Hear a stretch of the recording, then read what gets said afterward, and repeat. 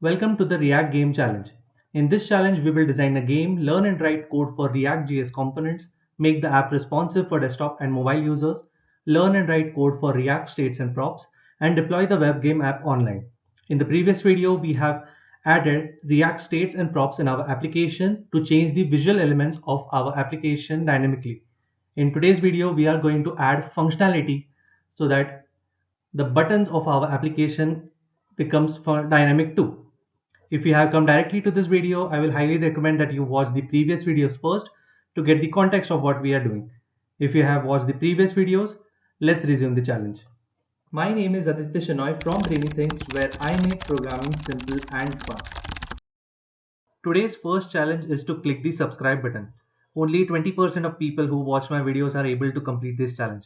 If you are not subscribed and would like to watch my videos in future, I will appreciate it if you click the subscribe button.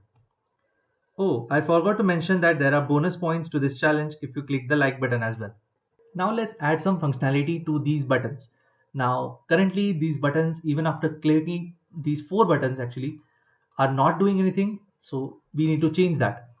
So let's go to our app button, and inside our app button.js, as you can see, this is a button. So just like the plain HTML JavaScript code, we can pass on click. That is what to do when this button is clicked. Currently it has no on click event listener. So even after clicking this, it will not do anything. But we need to change that. So what we can do is now now this is a little tricky part because we want this app button, which is actually a HTML button inside the app button component, which is inside the children component. This is app button is a children component of app.js. That button clicking should change the state inside the parent. Passing values from parent component to children component is very straightforward, as we have just seen by properties. But passing a value or changing the value from children component to inside the parent component is hard, is tricky. So to achieve that, we have to define a function to do that. So let's first see what that function is and how it will perform. That will be more clearer when we actually implement that. So suppose we have clicked this any of these buttons, app button of stone, paper or scissors. Just ignore that the complexity that I have just mentioned of the children component and everything. Just focus on what we want when this button is clicked. And these buttons are just different by the move that the user has clicked. So I need not create three functions, separate functions. I just need to change the parameter and perform the function on that parameter. So I will just do perform move. You can give any name, and instead of perform stone move and then uh, paper move and scissors move, instead of defining these three different functions, I can pass what move has been played inside the parameter. So in a single function I can do and handle in a single function I can handle all these three functionalities. So let's not worry about how these three buttons will be passing this parameter actually, but let's just focus what we want. Suppose, for example, let's take an example and understand what we want to do. Suppose the user has pressed this stone button. Now what do we want to happen? First thing, obvious thing is that this image should change. So there were three images for the user: stone user, paper user and scissors user. But currently we have just imported the stone user image, so we need to fix that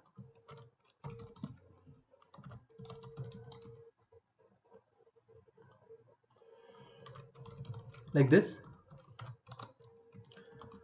And similarly I will do this for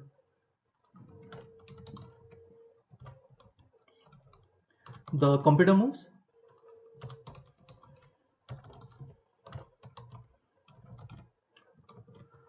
Let me check if I have spelled it correctly. Yes. So I have all these 6 images. Let me add some line spaces. So this section is for our images. These are our children components. This is our styling, and this is React. So let's keep it up because React is important. And yes, so we have access to all our images and we have stored that inside. mm, this is our file structure. So currently we are inside the components folder. So we need to go back to source folder, and then inside the source folder we have our images folder and all the 6 images are there. So this two dots represent go back one directory, that is source, and inside source we are going images and then accessing that png images. So now we have access to that. So what is the user move, the final user move? I'm not talking about this move. This is the user state, the current state move. But what should be the future state? So for that, I will declare a variable const user move. Const because this is not going to change, at least for the current iteration. Like once we have a move, this user move is constant.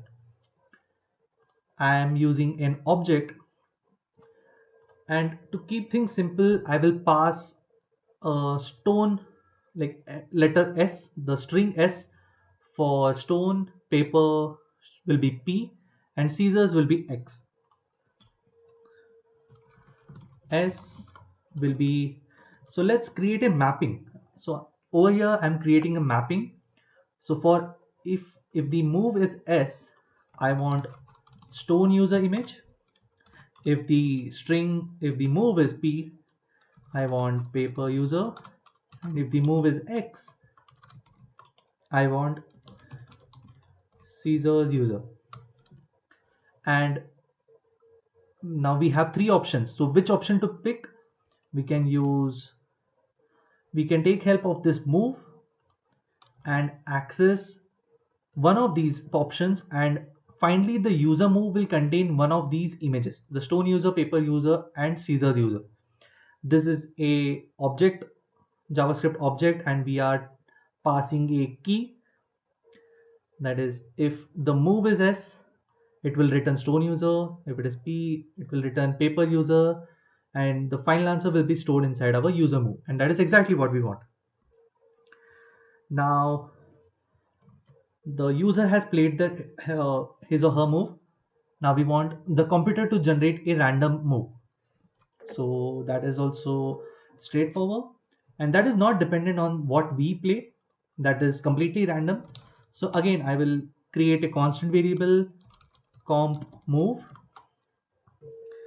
and the three options that I have is S, P, X. Again, what options for is there for users, the same options will be there for computer. So SPX, and from this I want to select a random element from this. So I can use math dot floor math dot random into 3. Okay,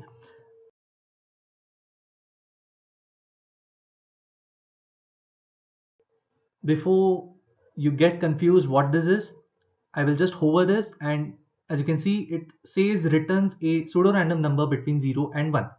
And so this mat.random will return a value between 0 and 1, and 1 is not included. So it will be less than 1 and not equal to, but it can be 0. So keep that in mind. So the current range, I will put a comment so that we can understand. So this will be 0 to 1. This closing parentheses, like the round parentheses, is indicating that this one value is not included, but the square parentheses indicate that 0 is included. So this mat.random will return a value in this range, and then we are multiplying that with 3. So both these, the starting value and the ending value, will be multiplied by 3, and finally we will get 0 to 3. Again 3 is not included. So why 3? Because we have 3 options, and in the final value we want to select a random integer, that is 0, 1 or 2. We do not want 3, so that is why we are multiplying that by 3. But there is a problem. This 0 to 1 is a floating point value, and again, even if we multiply that by 3, we will get a floating value. For example, 0.5, if this returns 0.5, after multiplying it by 3, it will return us 1.5. So that's why we have done mat.floor, not mat.round, because we don't want this to be rounded to 3. We want it to go down. Even if it comes out to be 2.5, we want that to go round down and go to 2. So after rounding, this will give us 0, 1 and 2. And that is what exactly this entire expression is doing. Selecting a random value between 0 and 1, 1 not included, multiplying that by 3, that multiplies our entire range by 3, 0 to 3, 3 again not included.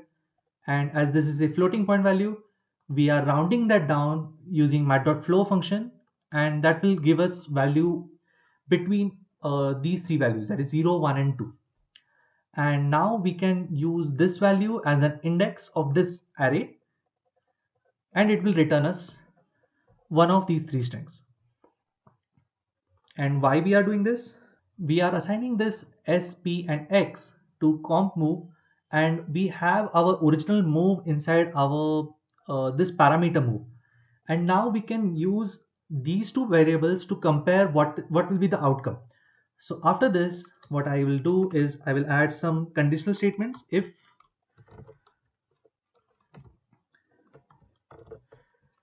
Uh, if the user move, I'm not using user move variable because that will contain the image and not the spx string. The variable that actually contains that will be the parameter that we have just passed. So if move triple equals x and comp move triple equals, let's go line by line. So let's see what will happen if this is s. So let's see the conditions where user is winning. If user wants to win s, this should be Caesars, or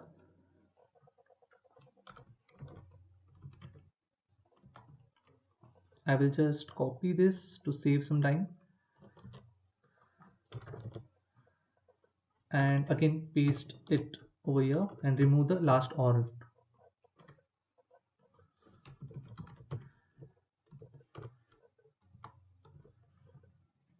If the user move is paper or scissors, for paper we want stone and for scissors we want paper. So these are the conditions where user is winning, and I will enclose all of this inside a curly brace like this. And if this is the case, we want the user score to increase. So we want to add one, like if user wins, we want to add 1 to the current user score. And what is the current user score? That is stored inside our state, and that is the exact reason why we are storing our state, so that we can change that. So I can first do this. Because we are going to change the score, let's first see what is the current value. So let user score is equal to this dot state dot user score Similarly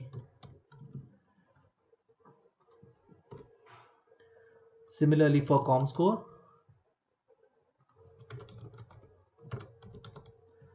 like this. Now I have access to the current user score, and if user has 1, I want user score to increase by 1.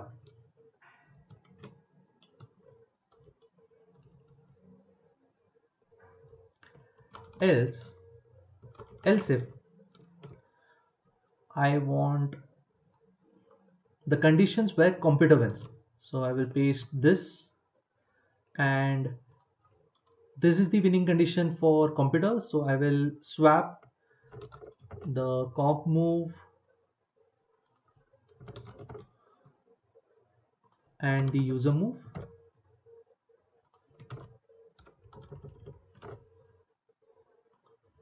like this. So this is the condition where computer is winning. So if this is true, I want my comp score, the current comp score should be incremented by 1. Comp score should be incremented by 1. Let's indent this so that it is more readable, like this. And if both user is not winning and computer is not winning, then that is it, draw. So in a draw condition, nothing is going to change, like the score is not going to change. We have already changed the image, so we do not need to worry about the scores, so we do not need to enter anything inside the else clause, and I will just leave this like this. And now we have the new values of our image, that is what image should be displayed over here, this image. And we have the random move, but not the image, so we need to change that now. So I have the spx move, so I can just use this line,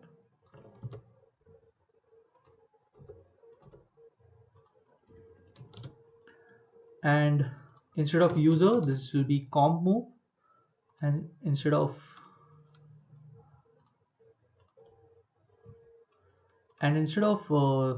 underscore user, I want simple stone paper and scissor, and this will be comp move. And I have declared this as a constant, so I will change this to let, because I'm storing the image inside the same variable, because this variable's job is done uh, after this condition, so I can reuse that variable comp move and assign one of these 3 images, similar to what we have done over here. We have sp or x inside our original comp move variable, and we are passing that as a key to our object, JavaScript object, and depending on the key, it is returning a value which is an image, either stone paper scissors, and that is getting stored inside our comp move variable. And once this is done, we have all our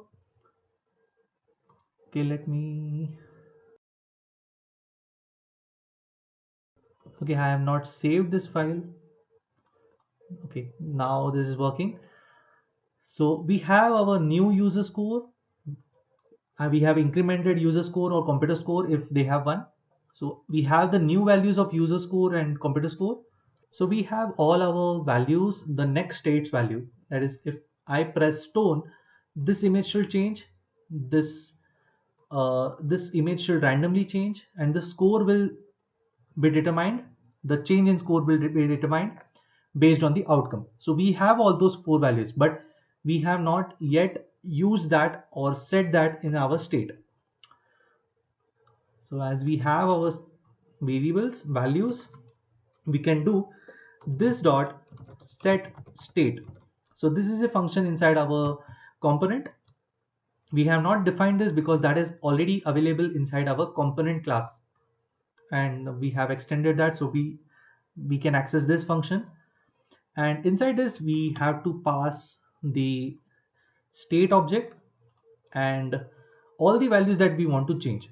So this will be, I will just copy that from our original because all these four values are changing. So I will just copy this inside this, and instead of passing hard coded values, I will do this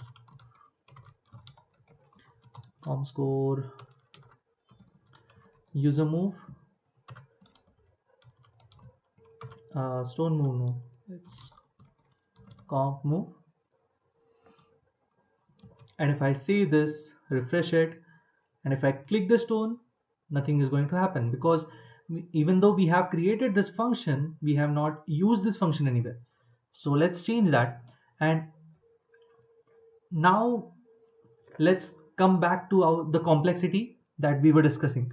So this function is able to change the state value of this app component, but the app button.js contains the button that needs to have this functionality.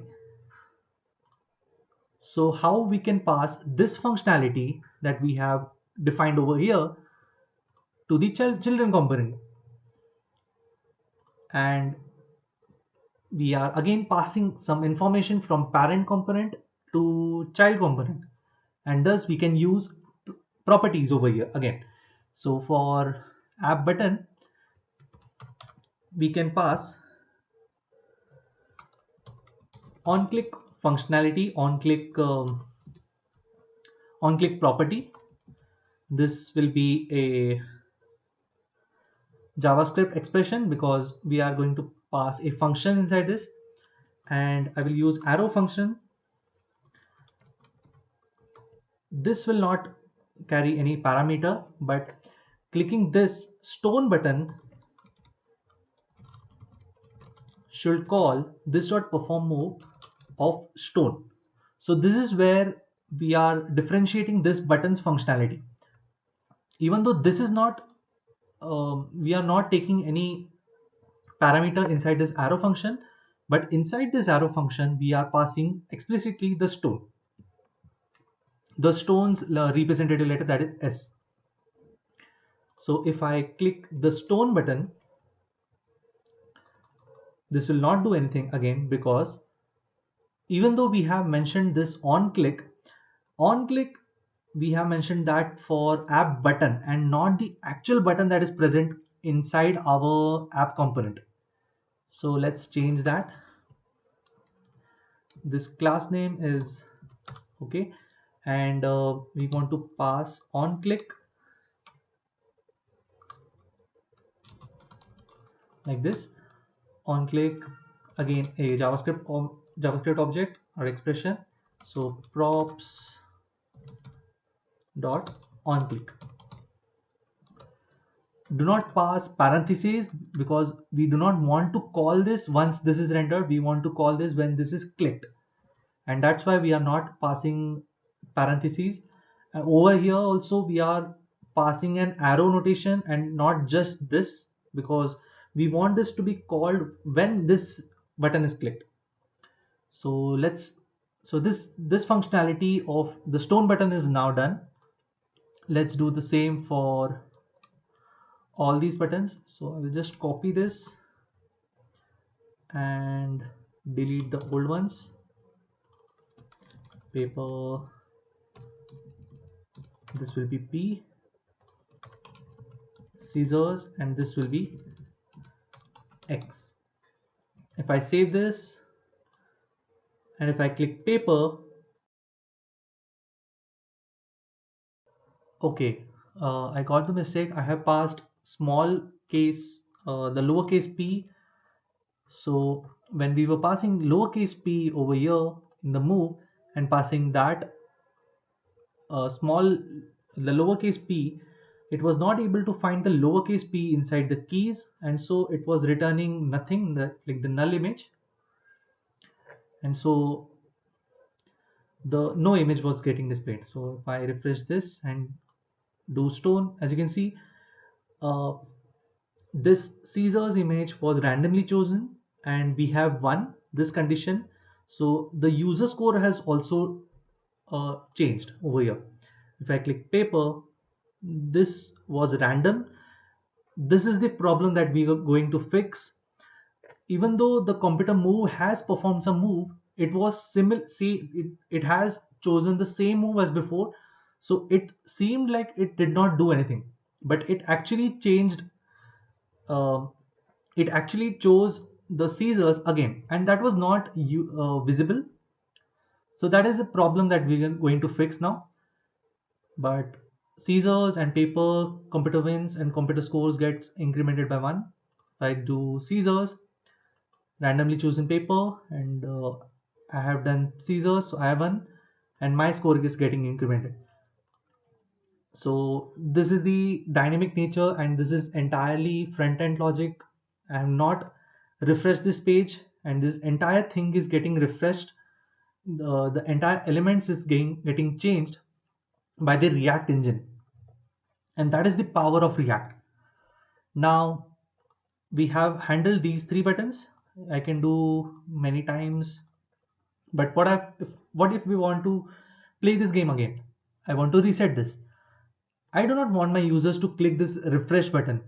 I have provided this button, this nice looking button with underlined text, and I have done styling for this. So why not give this a functionality? And trust me, if you have understood this, the reset score is very simple.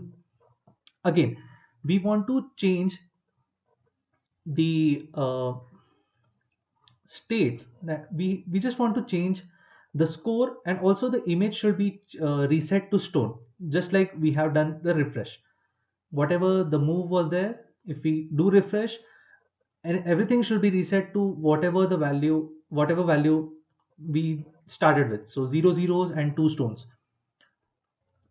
And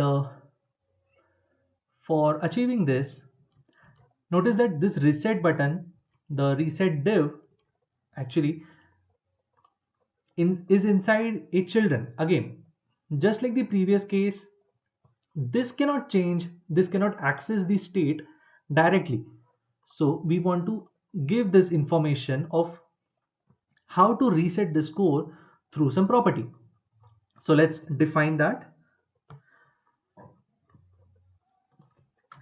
I will do I will define a function handle reset, and inside this I just want to reset the score, and so I just want to set the state. So I will just do this dot set state and pass this original value, and this is done. And we have defined this function, but we have not used this. So let's go over the score component. Yes, so the score component should take this information as a property. So I can give a name of on reset. So this is a so this is a convention. The property name should start with on and whatever functionality that should do, and the actual function should start with handle and the same function that it needs to do.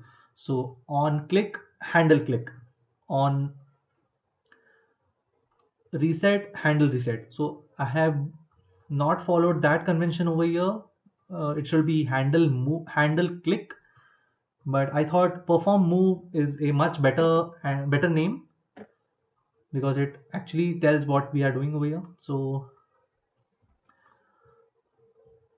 over here on reset again, and parentheses in the curly brace I will pass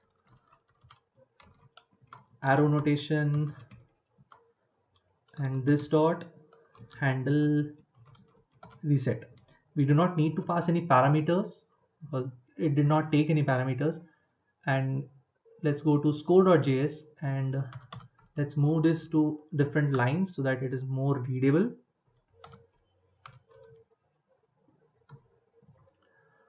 And over here I want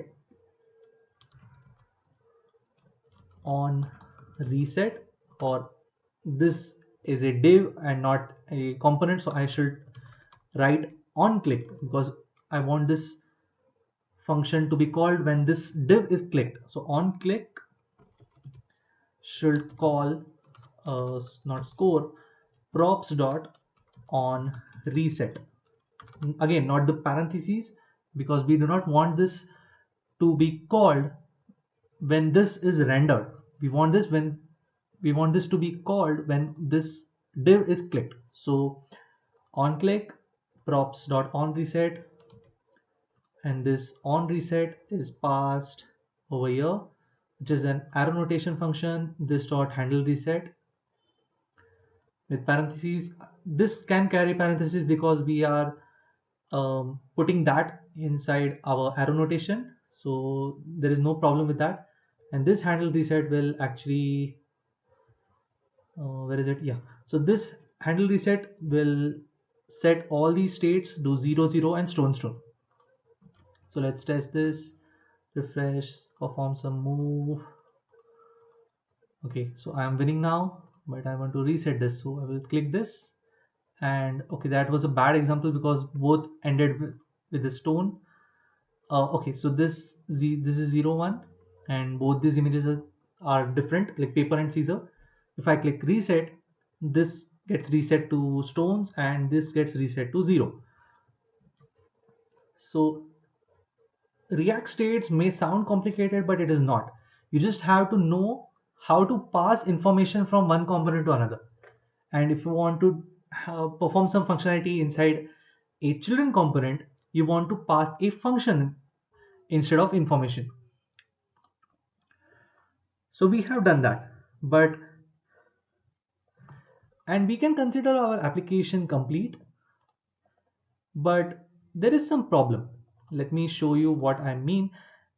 Like this, for example, I just pressed stone, but even though this changed and I this score also changed, I came to know that one game passed.